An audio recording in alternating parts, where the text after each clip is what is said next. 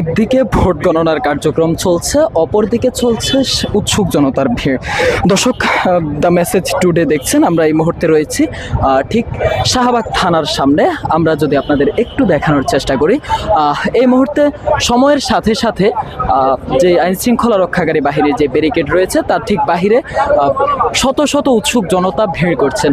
এখানে আমরা দেখতে পেয়েছি উৎসুক জনতার পাশাপাশি বিভিন্ন দলের নেতাকর্মীরাও ভিড় করেছেন। তাদের সাথে কথা বলে আমরা যেটি জানতে পেরেছি, এখানকার যে ডাকসু নির্বাচনে বিভিন্ন দলীয় প্যানেল রয়েছে, সেই দলীয় প্যানেলকে সমর্থন করতে এবং সেই প্যানেলগুলোর থেকে যদি তাদের প্রার্থীরা নির্বাচিত হয়, তবে সেই নির্বাচিত প্রার্থীকে তারা ফুলেল শুভেচ্ছা জানাতে এখানে এসে ভিড় করছেন, এমনটি আমরা দেখছি। একই সাথে আইন শৃঙ্খলা রক্ষাকারী বাহিনী যথেষ্ট চেষ্টা করছেন যেন এখানে আইডি কার্ড এবং পাস কার্ড ব্যতীত কোনো বহিরাগত এখানে প্রবেশ করতে না পারে ঢাকা বিশ্ববিদ্যালয় এরিয়ায়। সে বিষয়ে আইন শৃঙ্খলা রক্ষাকারী বাহিনী যথেষ্ট জোরদার চেষ্টা চালাচ্ছেন। দর্শক, যখন এই মুহূর্তে দেখতে পাচ্ছেন, এই মুহূর্তে এখনও ফলাফল প্রকাশিত হয়নি। ফলাফল প্রকাশিত হওয়ার ঠিক আগ মুহূর্তে যখন ভোট গণনার কার্যক্রম চলছে, ঠিক তখনই আমরা দেখছি শাহবাগের এই প্রায় উত্তাল পরিস্থিতি। সময়ের সাথে সাথে ভিড়ছে উৎসুক জনতা।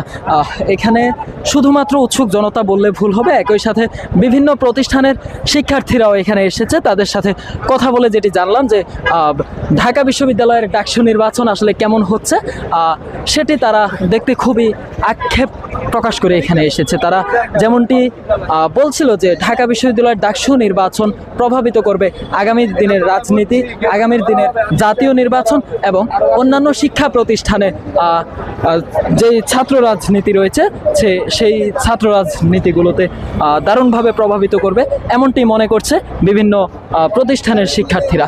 দর্শক, একই সাথে যদি জানিয়ে রাখি, এখানে যে উৎসুক জনতারা ভিড় করছেন তাদের মধ্যে শুধুমাত্র ঢাকাস্থ নয়, বরং ঢাকার বাইরে থেকেও বিভিন্ন দলীয় নেতাকর্মীরা এখানে এসে উপস্থিত হয়েছেন। এখানে যেমনটি হচ্ছিল যে পাল্টাপাল্টি বিভিন্ন অভিযোগ এখানে দেখা যাচ্ছে, কিন্তু অভিযোগের পরেও যারা সংশ্লিষ্ট রয়েছেন তাদের ভাষ্যমতে যথেষ্ট সুষ্ঠু নির্বাচন হয়েছে, কিন্তু ফলাফল কেমন ঘোষিত হবে সেটার উপরে ডিপেন্ড করে পরবর্তী পরিস্থিতি। দর্শক, মেসেজ টুডে থেকে দেখছিলেন, আমরা ঠিক শাহবাগ অঞ্চলের অবস্থা দেখাচ্ছিলাম আপনাদের।